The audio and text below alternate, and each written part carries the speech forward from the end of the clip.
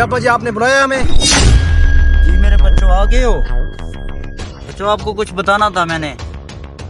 क्यों अब्बा, खैरियत है? ऐसा क्या काम है? बच्चों ऐसा करो, लकड़ियों को इकट्ठा लो, फिर मैं आपको बताता हूँ। मैं वहाँ भी जाके लेके आता हूँ।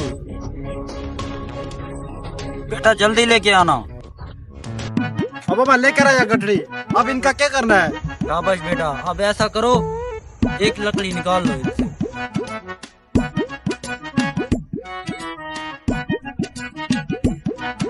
अब बेटा शाबाश, अब ऐसा करो, इसको तोड़ो। ठीक है अब्बा जी, अभी तोड़ता हूँ मैं। हाँ बेटा, एक लकड़ी थी टूट गई। ऐसे तुम अकेले अकेले रहोगे ना तो सब आपको नुकसान पहुंचाएंगे। अब ऐसा करो, इस गठले को तोड़ो। ठीक है अब्बा जी, मैं अभी तोड़ के दिखाता हूँ आपको। मुझे दो।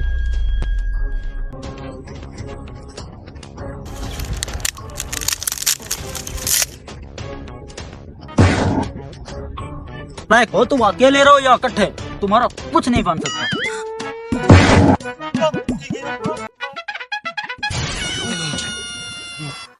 तो अब्बा सटिया गया है।